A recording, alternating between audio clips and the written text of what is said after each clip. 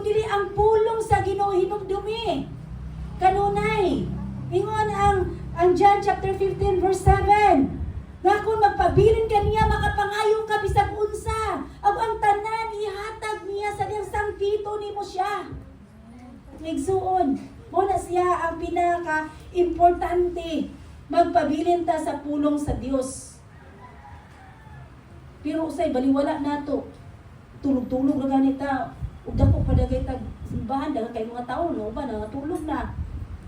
Kay magpulaw maggabi magsilpon. Matulugon na ato na ta sa church. Mga katulugon. Sige di ato ta sa church dito na tatulog. Oh. Kawon mo maayo, bisan ka na tubag ang bata katulugon pa mo. Dito na sa church nagtulog na dito. Adi makita sa pastor ditulog. Nakita kay gamay na nakitaan. Una, tulog-tulugan na to ang pulong sa Ginoo. Importante, magpabilin ta sa pulong ni Lord. Muna, kinanglan ta na ay pulong. Natay Bible. Kaya maingon na po niya ta, dili man tumaong iyang giwali. Muna na atay Bible ato sumbanan.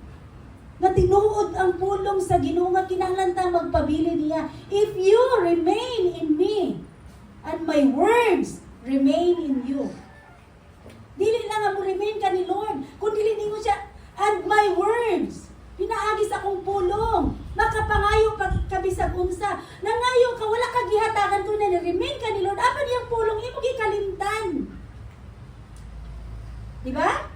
Yung ka, Lord, I love you, Lord, salamat sa pagbantay, pero yung pulong, gikalimtan nimo, imo ra gipasagdan. Yung saan?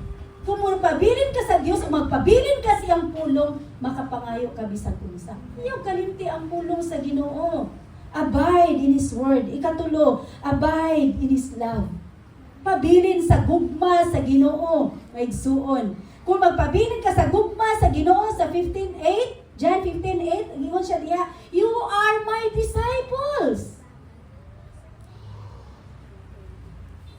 Kung wala kay gugma, wala ka nagpabilin sa gugma sa Ginoo, bisan mag-disciples pa ta kada Domingo sa hapon, you are not the disciples of the Lord kung wala ang gugma ni Lord. Why? Nagpalabaw mo na ito itong kaugalingon. Gugma pag-ayo ang Ginoo, labaw si mong kaugalingon. May igsuon, kung ato usbon, kung sayo ta mamata sa eskwelahan, masayo ta mamata kung mag-alagad sa Ginoo. Kung magpagwapa ta sa eskwelahan, mas magpagwapa ta kung present sa ato kaugaling sa Ginoo. Nga walay kunot buling o mancha. Hindot kayo na. May igsuon. So kinanglan, magpabilin ta sa gugma sa Ginoo tun kay iyatang mga disciples. Then, sa 9, remain in His love. Pabilin gyud sa iyang gugma. May igsuon. Sumuna siya mga igsuon. Pinaka-importante. Then, sa to, kapila na tato, how to avail sa intelligence sa Ginoo, aron makakonekta sa iya. Ikatulo, maintain your connection by calling in prayer. Una, para kanunay tayo na connection sa Ginoo, ayaw kalimti ang pag-ampo, i-maintain jud na siya. Muna kanunay gi-announce, morning devotion, evening devotion, tunga-tunga sa simana, magudto during kaon, maintain your prayer and pray without ceasing. Walay hunong nga mga pag-ampo kanunay buhata. Once nga muhunong ka, something happen. Once nga muhunong ka sa pagtuon si ang pulong, something happen. Once nga dili ka magpabilin sa gugma sa Ginoo, dunay mahitabo. Once nga dili ka magpabilin sa presensya sa Ginoo, dunay dagang mahitabo. Apan mo kung magpabilin ka sa iyang gugma, sa iyang mga pulong, sa iyang presensya, tanan nga pangayoon nimo ihatag sa Ginoo. Mo direct si Lord nimo, mo protect si Lord nimo, mo provide si Lord nimo. May igsuon. So kinahanglan nato siyang sangpiton kanunay mga igsuon. Ingon diya sa Romans chapter 10 verse 13. Ang tanan nga mosangpit sa ngalan sa Ginoo maluwas. Ang tanan nga mosangpit sa ngalan sa Ginoo maluwas. Maluwas ka sa imong balay runon. God will provide. Maluwas ka sa tanang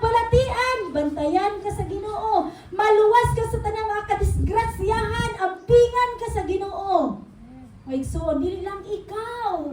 Tibuok nimong pamilya, ano man, imo man sila giampil sa mga pag-ampo. Ikaw naghatag sa ilang mga nganan ngadto sa Ginoo. Lord, ikaw na bahala ani. Bisan imong kaaway imo giapil sa mga pag-ampo. Bisan pa ang mga tawo nga naghatag nimo, nagbutang-butang nimo sa dili maayo, imo giapil sa mga pag-ampo. Lord, your will be done. Then, dili ka pasagdan sa Ginoo, mga igsuon. Mo na ang pinaka-importante. And the last, mga igsuon, aron nga mapadayo nato, aron maangkon nato ang kaalam sa Ginoo, be filled with His presence or Holy Spirit. Kinahanglan maanaa, magpuno kanimo kanunay. Matud pa sa kanta, nga paawason nato ang atong kupa. Mag-awas sa kalipay ang atong kinabuhi. Panudlanan ka sa Ginoo. So mag-awas ang kalipay sa dihang gigamit ka diha. Sa dihang gigamit ka diha, sa dihang gigamit ka diha, mag-awas ang imong kalipay. Sa dihang maminaw ka sa pulong sa Ginoo, mag-awas ang imong kalipay. Tungkol kay ang presensya sa diha, sa presensya sa Ginoo, there is a fullness of joy. So, na may kalipay sa presensya sa Ginoo. Muna nga ang tanan nga dunay kalipay makasimba jud sa Ginoo. Apan kung wala kay kalipay, dili mo masimba ang Ginoo. Mga igsoon. Una, mga igsoon, kanunay natong hinumduman. Then, unsa man, di ra man tataman. So, ang challenge. Unsay challenge sa itong kinabuhi? Asa ta mo babad? Asa ta mo babad? Dinhi ta mo babad?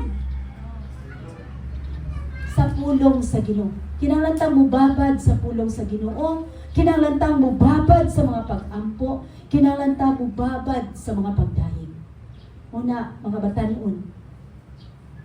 Bisan naata sa ato ang kwarto, kita si Lord. Bisan asa tang sulok, kita si Lord. Even sa ibang kauban sa panimalay, kuna na sila'y connection sa Ginoo, ilhan nila kung gaon sa kasulod sa kwarto. Makadiscern ang imong papa, imong mama, bisan tuwa sa trabaho, kung nag-unsa ka. Muna sila mga pag-ampo, ngayon na ikaw na bahala sa kong mga anak. Unang mga anak, remember, hinumdumi asa tamu babad. Hinumdumi asa nato ihatag atong panahon. Kinahanglan ta mo mata. Kinahanglan ta mo wake up. Kinahanglan ta may mong vigilant. Kinahanglan ta may mong watchful sa atong kanunay adlaw-adlaw nga gibuhat. Why? Kay kung dili nato kini i-apply ang pulong sa Ginoo, useless. Time to time.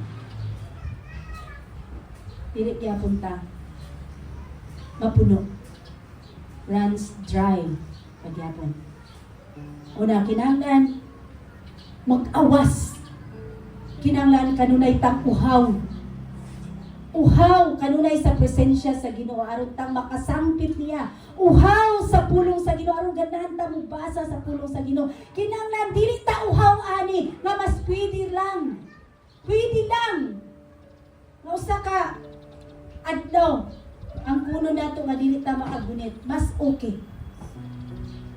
Pero kung imo hunaon-aon, kana imong palabihon, hindi lang nga di ka kasangpit sa Ginoo. Disiplinaon ka sa Ginoo. Tod kay ikaw, iyan ang gipalit.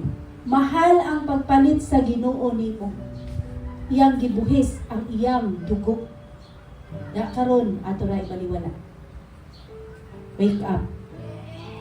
Manindog ta. Babad sa presensya sa Ginoo.